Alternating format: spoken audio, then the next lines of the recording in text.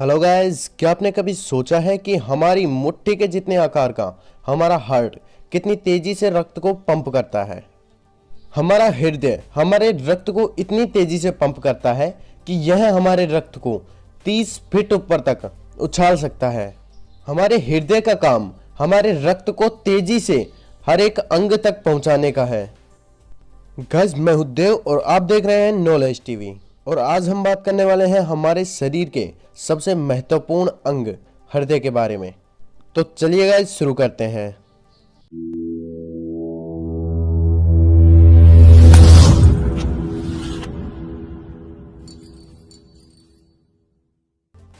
हमारा हार्ट मांसपेशियों से बना हुआ एक अंग है। यह हमारे शरीर की सभी कोशिकाओं को रक्त पहुंचाने का कार्य करता है तथा कोशिकाओं से यह रक्त वापस हृदय में आता है।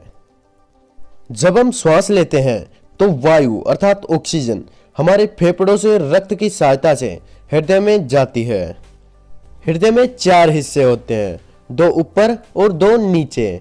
ऊपर वाले हिस्सों को एट्रियम कहा जाता है और नीचे वाले हिस्सों को वेंट्रिकल कहा जाता है। ऊपर वाले हिस्से में 2 एट्रियम होते हैं, बायां एट्रियम व दायां एट्रियम, तथा नीचे वाले हिस्से में भी 2 वेंट्रिकल होते हैं, बायां वेंट्रिकल व दायां वेंट्रिकल। हृदय का जो नीला हिस्सा है वो दर्शाता है कि उसमें अशुद्ध रक्त यानी कि CO2 युक्त रक्त उपस्थित होता है। जब हम सांस लेते हैं तो वायु नाक की सहायता से फेफड़ों में चली जाती है और फेफड़ों में उपस्थित कूपिकाओं की सहायता से यह ऑक्सीजन रक्त की सहायता से हृदय के बाएं एट्रियम में चली जाती है। बाएं एट्रियम तथा बाएं वेंट्रिकल के मध्य एक वोल्व पाया जाता है जो बाएं एट्रियम से बाएं वेंट्रिकल में खुलता है।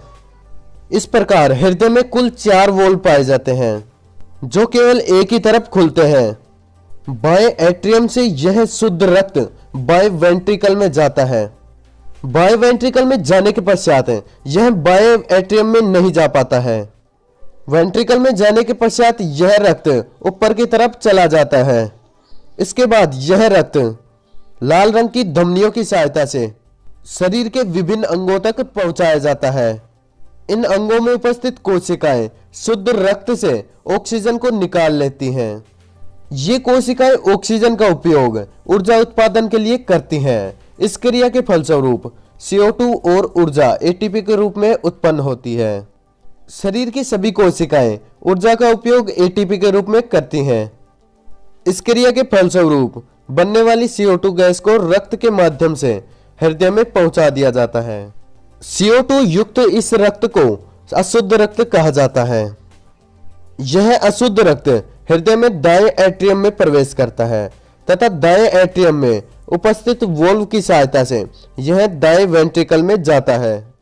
दाएं वेंट्रिकल में उपस्थित वोल्व की सहायता से यह रक्त ऊपर की तरफ चला जाता है। ऊपर स्थित धमनियों की सहायता से यह अशुद्ध रक्त फेफड़ों तक पहुंचा दिया जाता है। यह अशुद्ध रक्त CO2 को छोड़ने के पश्चात पुनः ऑक्सीजन को ग्रहण करता है तथा हृदय तक पहुंचाता है। हृदय का जो लाल भाग है वह दर्शाता है कि उसमें शुद्ध रक्त उपस्थित होता है तथा हृदय का नीला भाग यह दर्शाता है कि उसमें अशुद्ध रक्त यानी कि CO2 युक्त रक्त उपस्थित होता है। जब रक्त एट्रियम में होता है तो हृदय का ऊपरी भाग फूल जाता है तथा जब रक्त वोल्व की सहायता से वेंट्रिकल में आता है तो ऊपरी भाग सिकुड़ जाता है तथा वेंट्रिकल वाला भाग फूल जाता है। हृदय में यह क्रिया बार बार होती रहती है जिससे हमारा हृदय धक धक की आवाज निकालता है।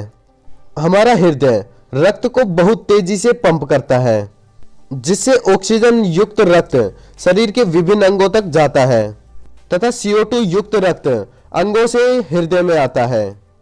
ऑक्सीजन युक्त रक्त को हृदय से धमनियों की सहायता से पूरे शरीर में पहुंचाया जाता है तथा पूरे शरीर से CO2 युक्त रक्त यानी कि अशुद्ध रक्त को हृदय में शिराओं की सहायता से लाया जाता है।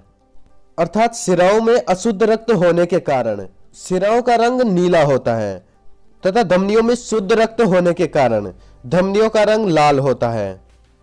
अगर आपको हमारा यह वीडियो अच्छा लगा हो तो लाइक करें, शेयर करें और ऐसे ही वीडियो देखने के लिए हमारे चैनल को सब्सक्राइब करें।